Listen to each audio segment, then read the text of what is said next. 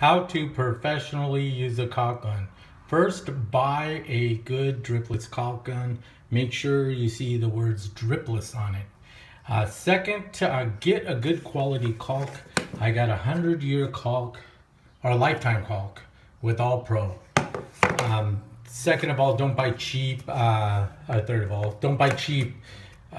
Buy dripless, because you're gonna hate it when you hit this trigger and the stuff just keeps flowing out. You're gonna be mad.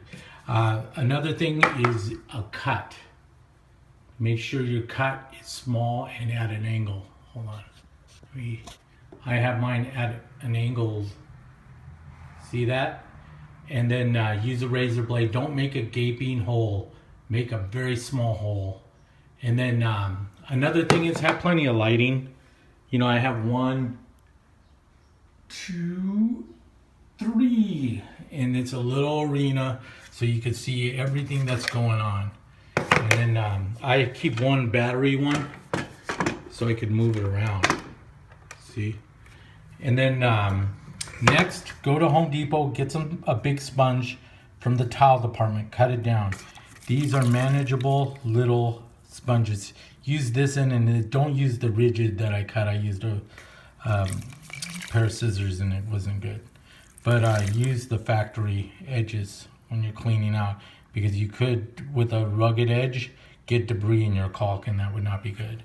Another thing is, get a good vacuum. Change the filter. If you don't have a good filter, go buy one. And that's important, because you don't want any of this caulk sticking. Another thing too, what we're gonna do is start to vac this and prep it.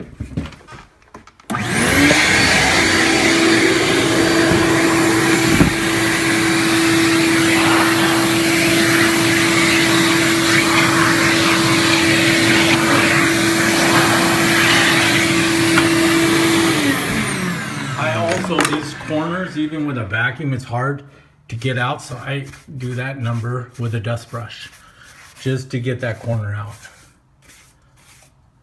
See, and I did get some crap out of that little crevice there. This is the one crucial part when you're caulking. I'll show you how to deal with it. Just take a bead and put it on there. Doesn't have to be perfect, because the sponge, after you wet your finger and then you get it out, and that looks pretty good. Clean your finger and then get a clean one of these doodads and there you go. That easy. And then I'm gonna go this way. Take your time. See all that? That's a lot. I mean, most of this stuff you're probably gonna end up taking off.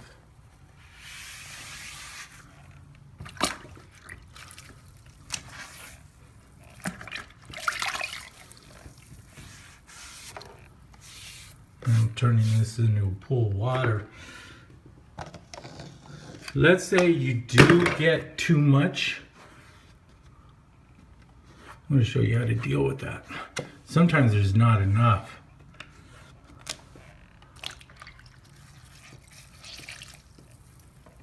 If it comes out up in the middle, take a razor blade and just feather it out like you would, like you're skimming.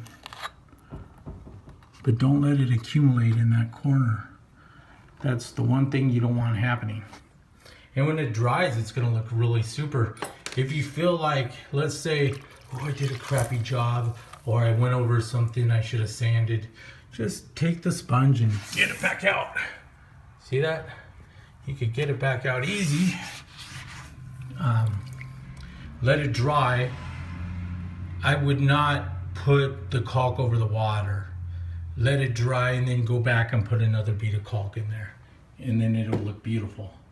Besides that, you're gonna anticipate running into stuff you didn't sand, you didn't do, you know, or somebody else is helping you and they didn't sand this little area, or you know, you anticipate that. Just sand it down. Look at what the area you're gonna caulk, and then when you have your green light to go and you notice it's flawless, go ahead and start your caulk.